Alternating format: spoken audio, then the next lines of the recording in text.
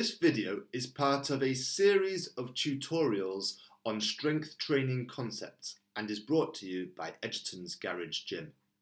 Periodization. Periodization is the systematic planning of physical training. There are numerous different periodization models to help guide the process. The appropriateness of any given periodization model will depend on the individual and the training goals of that individual. A common theme of all periodization models is the logical yet creative variation of training methods and volume loads.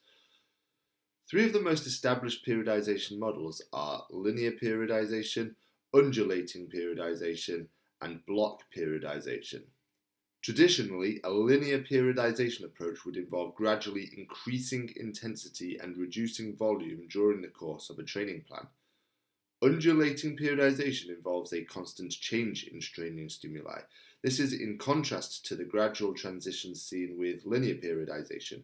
With an undulating strength training program, the lifter might rotate between sessions focusing on heavy loads at around, say, 3 repetitions per set, sessions focusing on moderate loads at, say, around 10 repetitions per set, and sessions with light loads at perhaps around 20 repetitions per set, sometimes all within a single week.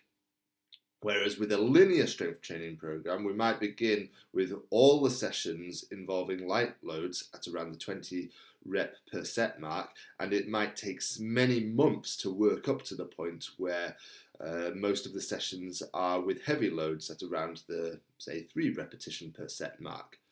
Block periodization, as the name suggests, involves very distinct phases of training.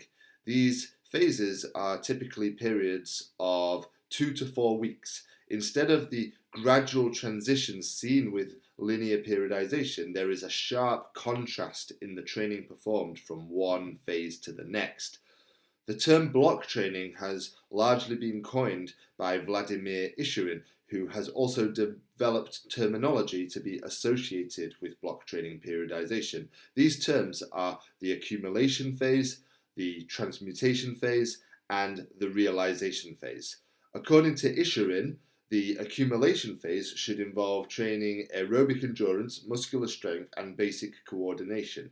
This phase should last around 4 weeks, and the development of any additional biomotor abilities should be excluded from this phase.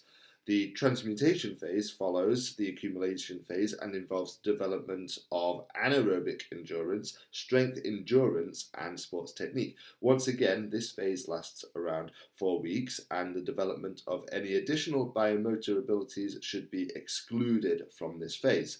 Finally, the realization phase is around 2 weeks in duration, and this phase focuses on speed training along with prioritizing recovery.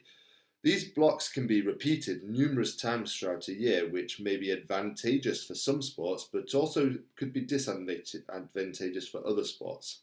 Other periodization models exist as well. However, these are 3 of the most well-known periodization models.